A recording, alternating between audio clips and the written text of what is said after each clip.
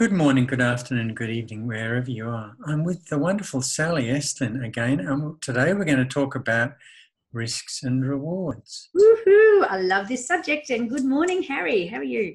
Good, really good. Yeah. Looking very smart with a bow tie. Very, very smart. Thank you, thank you. Yeah, I wear bow ties when the weather gets a little bit cooler. Keep that neck warm. I love it. Well, I love today's topic. I really love it because it's something that all makes us feel a little bit uncomfortable, taking risks.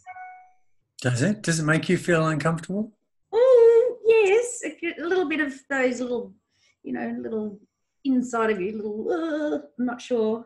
Yeah, sometimes, for sure. I think you take risks. Oh, I take them all the time, but I'm not saying that it's always easy. I've got a lovely saying, get comfortable with being uncomfortable, because usually taking risks makes you stop and ponder. Oh, it brings up the fear. Because you're getting out of your comfortable zone. Taking risks is all about changing from where you're sitting at the moment. So, taking risks with your life, where are you going with your life? You could be just strutting along, very comfortable, but it's sort of pretty average existence. And then taking a risk to mix it up and change it so that you have the opportunity of having a much more awesome one. And I'm really passionate about that, holding people's hands to cross that bridge of fear of doing something differently, because it can give you nervous diarrhea, the thought of it. That's right, and it requires courage, of course. Courage and confidence, absolutely. This town that I'm in is full of people who have very low risk preferences. They join the public service, they have golden handcuffs, the form of really cushy superannuation. Yeah. And they don't want to take risks. No, and you can see it, but you can also see the quality of life could be so much better for them. I don't know, you can you see it all around you. You can see just by the posture, the look of the face, it's sort of that greyness, the vibe that comes out, the energy that emanates is sort of a bit flat. And, I get a little frustrated when I can see how people's lives can be so much more enhanced just by doing things a little bit more differently and taking that risk and getting out of the comfort zone, as you said, does take confidence and courage. Okay. Big time. And of course, there's good risks and bad risks. Absolutely. And, I was looking at some of the stats about young people, because at the time these are older stats, but 14% of the population is sort of like 14 to 25-year-olds. And that's the age group of taking really taking some risks, but not particularly good risks, stupid risks really, relating to drugs, alcohol and dangerous driving. I mean, that's the time when they're sort of challenged with, shall I do it or shan't I? And have more courage, or Dutch courage, to get out there and do it with their mates. I don't know. I remember, I looked up in my memories some of the stuff that I'd done at that age. And I remember me and my brother were racing on a dirt road. I had an Escort panel van. He was on a motorbike. We hit 100 miles an hour, and then there was a curve. Whoa. And it was okay, but that was probably not a safe risk. No, absolutely. And look, we were back in the day of, I think you had seatbelts in the front seat, but not in the back. And, drink driving was unheard of. You just did it. And that's right. It was a badge of honour for a youngster. Yeah, I remember that. Yeah, and you pile as many people into the car as possible. That's right. One of the risk takings that I remember very clearly, we were in a waterhole in Kakadu called Barramundi. Beautiful waterhole. So it's very rocky, it's very steep, and at one place there's this really deep, narrow waterhole which then goes down into an underground river. So if you drop down in a pin drop, you can then get carried down by the strong current in this underground river. Yes. So big adrenaline rush. So lots of these backpackers were doing it. Yep. And I remember the girl, I think she was from Europe. She was sunburnt. She was slightly drunk. She jumped off and slipped as she jumped because she'd just been swimming. And her head was that close to a rock on the way down. She was that close to killing herself. Yeah, yeah. Yeah. Wow. So I think it's So fair that was an unsafe risk, and yeah. she was in her 20s. Yeah, I was Just going to say that age group of sort of teenager right through to early 20s is probably the group that would take the greatest risks that are more stupid risks, if you like, as opposed to more sensible, evaluated risks, which is, yeah, what I sort of more focus on more with my clients is just, assessing your risks and the risk reward. It's you're putting yourself absolutely. out there, but, the possibility of having a much better outcome is usually far outweighs the slight amount of uncomfortableness it takes, for sure. And a lot of this gets back to education. So, for instance, in the US, they have the most atrocious sexual disease stats, which I didn't know until I did a bit of research here. Yeah, right. So, the Kaiser Family Foundation did a study in 1999. Yep. American teens have the highest rate of pregnancy and STDs as compared to the European counterparts. Right. US teenagers have 25 times the rate of HIV infection compared to French teenagers. You're kidding me. Oh my 25 God. times. Whoa. And it's because they don't have effective sex ed in schools. Is that right? Yeah, well, that makes sense. Goodness. So they're not aware of the risks. Yeah. Wow. Yeah. That's frightening. Frightening. That's frightening. Because I've got teenage kids. Whoa, that's frightening. Yeah. Man. But, go on. So I was just saying, risk taking is really important for children. It's essential. Build an understanding about what happens, what's the consequence when we make a bad decision. And it's also really important for teenagers because the evidence is if you protect children and teenagers from risks, in other words, if you bring up children in a house with no dangers, they then can't cope with life because there are dangers in life. So you have to have dangers, you have to take risks as part of normal human development. The role of a parent is to protect as much as possible their offspring from taking life-threatening risks. Yeah. Absolutely, that is frightening. And I think that's a really good point because drugs and alcohol are everywhere and are a big challenge for teenagers. And there's an example of a parent that I know who's squeaky clean, might have a glass of wine but not in front of the kids type of thing. And it's got to the point that one of her kids is like sort of a binge drinker and whatever, sort of because it hasn't been exposed in the normal upbringing and being too like, you just don't do that. And instead it's gone rebelling. And, drugs amongst teenagers, just amongst a lot of the kids I know, it is frightening. So it's interesting. Well, much of my work is with kids with learning difficulties. And for boys, there's a very strong pattern between learning difficulties and risk-taking behaviour. For boys and girls. So the boys will do more the physical stuff, the daredevil physical stuff, whereas the girls will tend to go to promiscuity. And they're both doing it to keep their status up in their peer groups because they can't do it in the classroom, can't do it academically. Yeah. And to be liked and accepted, I suppose, as well, because that's a big thing when you're a teenager. A big thing. That's right. Yeah. Yeah, I've got a thing about saying when it comes to taking risks, fail fast. And you and I have been sort of fail fast. Fail fast because you just put yourself out there, learn from the experiences, take that risk, and often they pay off, but sometimes they don't. But they're also learning experiences. It's like when you're going out with new business ideas or different ideas within your business.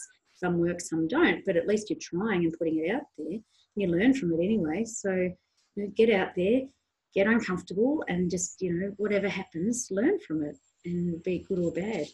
So public speaking is a good example of that. Public speaking? Oh, absolutely. Public speaking or networking. Both of those are really good examples where you can get out there and fail fast and learn from it in a safe environment. Yeah. Well, it's like us with Facebook Lives or getting out here on social media and putting ourselves out there, taking a risk and then getting more comfortable with being uncomfortable. No, it's It actually wasn't that scary going out the first time with you, Sally. because we have a bit of a laugh. Absolutely. So my model this week was based more on the steps or processes of getting out there and taking risks. Great. It's a little bit different. I've just gone, oh, I've drawn it a little bit bigger for you this week. But we've got, if you vary what you do, so change what your current behaviours are or your routines and things, and then allow yourself to get into that vulnerable position or put yourself out there and try something different, well, then overall you're going to soar because you'll get growth. You'll grow within yourself, you grow with your experiences. And if you allow yourself to be a bit more vulnerable, and get out there with some vigor, so some resilience, where you go down with the punches and get back up after being knocked down and learn from it, overall you become a stronger person. So you get strength and stronger within yourself, stronger within your attitude, stronger within your perspective. And then finally, if you use that vigor or resilience and vary what you do day to day and get out of that comfort zone, then overall you're going to get satisfaction. You're going to feel so much better. You'll feel more excited. You'll get better quality in life. And then surrounding all of this, if you trust in yourself and the process and that things will get better, have belief in yourself and belief that you can do it, and overall commitment to want to change and have the courage and confidence to do it, then overall you're going to get rewarded. That was my little one in the middle. So if you share that with me, I'll write that up. Yeah, okay, just cool. so you think of it. Yeah, that was just like my So I had a slightly different take on it. I kind of love splitting apart these micro moments that underpin. Yeah, I love it. Yeah. So the first one is to be conscious of your choices. Yeah, I've got a choice. I can jump off the rock, or I can wait until my feet are dry or not. So this informs you if you look at your choices. And then as you've mentioned, assess your risk versus your rewards. The rewards are really high. Maybe it's worth taking the risk. Will I stand for Prime Minister or President? Yep. Expensive. Might rip your marriage apart, but the reward's going to be awesome. Yeah. And then you can make a wise choice once you've assessed your risk and rewards. It allows you to make to choose those safe risks from the unsafe risks, from the risky risks. Yep. And all of this will deliver you consequences. Whatever choice you make, you get a consequence. Yep. And that builds a whole lot of benefits. You can uncover new opportunities. You can build confidence. You can learn. And you grow as a person always when you take risks. Absolutely. The growth is really important. Yeah. Love it. Good. So I had, sorry, go on. And, well, in terms of my own personal life, that if I look at my big risks that I took. You've had some major ones over your time. When I went to work for Myer, completely different business. I was working in a marketing department. I'd never studied marketing. Yeah. So that was interesting. Then I left Myer and worked as a sculptor. That required taking some risks. Then we went up to Darwin. Darwin was a massive move. Then I became a therapist. Yeah. What the heck? Do something different. Yeah. So I'll give you another example, which is kind of a bit close to my heart at the moment. Yeah. So think of somebody who gets diagnosed with early breast cancer. Caught early, so you get a choice from the specialist, so they can take out the little bit in your breast from which is obviously infected. So they call it that a node removal. Or you can have the whole breast removed, or you can have both breasts removed. Now, depending on what your risk profile is, you'll make a choice accordingly. Now, if you just get the node removal, you've always got that potential worry nagging away at the back of your mind. Yep. What if they didn't get it all? Yep. So sometimes the risks, the choices that we're faced with are really difficult choices, and the risks are really substantial. So that's why Angelina Jolie had a double mastectomy, because she had that gene. Well, that was a pity because it was a beautiful shape. She was one of my heroes on the screen, but there we go. I thought, what a pity. I lost her. a loss to femininity. Anyway, there we go. But anyway, these choices are significant. And I just wanted to share that particular choice. So we all have risk profiles. Risk profiles tend to decline in some people with age, but not always. Right. Yeah. I mean, I've got quite a high risk profile, but I take safe risks. But others I know don't want to take a risk at all. You know? Yeah, I know. And so their life book is sort of a bit dull in many ways, where it's not exciting chapters all the way through. Or I put a blank piece of paper. This is a good one. I put a blank piece of paper in front of a client at whatever age. Yep. They'll say, I can't draw. They don't want to take the risk of producing something they think that is going to look stupid or childish. Yeah. Because they've been told off about their talents in that direction. I love that, Harry, because that applies to everyone with everything. They don't want to look or appear to be foolish or, different in many ways, because standing out, don't put the attention on me. But yeah, I think... No, I don't want to go on the dance floor. I haven't got the steps. You're funny today. Absolutely hilarious. But, it's part of as you get older, with your wisdom and experience and knowledge, you become more comfortable with letting things go and not letting other people's opinions affect us so much. I found that big time. So... Yeah, well, I'm thinking here about the crab walk. Yes, big time. That's between us. Yeah, that's why I love you, Harry. I totally love you. Now, I've put a few little just general steps to take when it comes to doing risks, and you've touched on this already. Number 1 is assess. Look at your SWOTs, your strengths, weaknesses, opportunities, threats, analyse if they're good risks or stupid ones. 2 is clearly act, so plan an action, what's required for taking these changes. And then 3 is basically achieve it. Reward yourself with your achievements and learn from the experiences and things that may not have worked so well. So, good or bad, sometimes they work, sometimes they don't, but you grow and learn and keep stepping forward and up from those. So just 3 simple steps.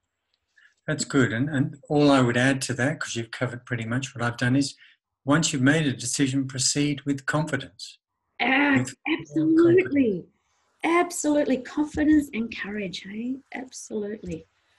So I've got a couple of books that might be useful to people. There's a guy called Lawrence Steinberg, who's a professor of psychiatry at Temple Uni, and he's written a great book called Making Choices as an Adolescent, How to Minimize Risk-Taking. What he means by that is bad risk-taking, of course. Yeah.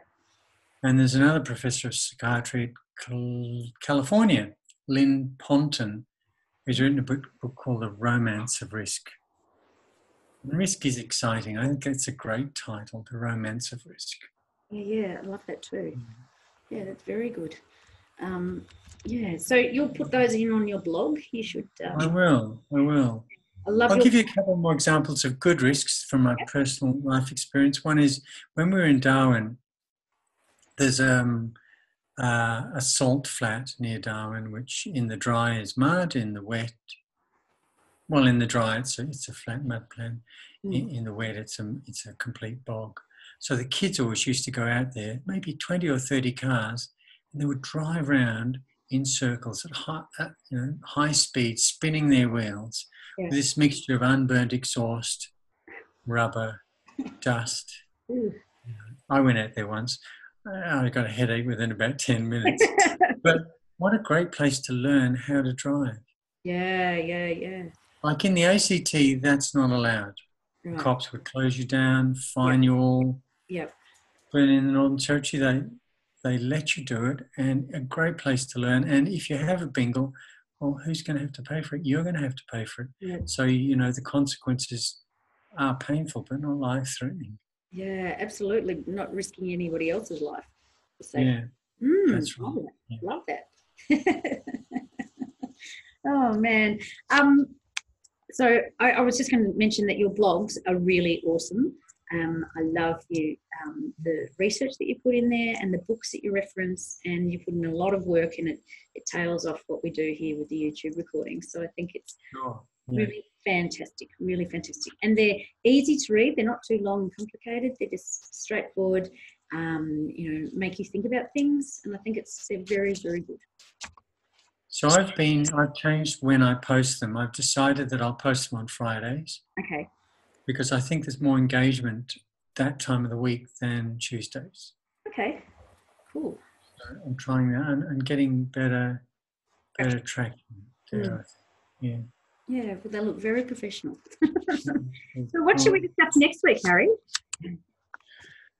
Next week, maybe we could talk about, don't know, not sure, confidence, opportunities. Don't know. Stay tuned. I've got a few ideas. Okay. Good. All righty. Well, lovely awesome. to chat with you again today. I love this, risk versus rewards. If more people took more risks, it would be a happier world, is all I can say. Yeah. And look at that flash poster behind you. Woo-hoo! Yeah, bring it on. Getting myself out there. We'll have you in a t-shirt next time with. Oh, yeah. I know. Yes. I'll have to get you one too, Harry. It all started, your holistic fit, about relationships, finding your holistic fit that is now transferred into fitness, nutrition, and well-being. Yeah. Yeah, well-being's important. Yeah. Important. All right, darling. So go and have a beautiful week. Will do. Get out there, take a few risks. And got a few new adults this week.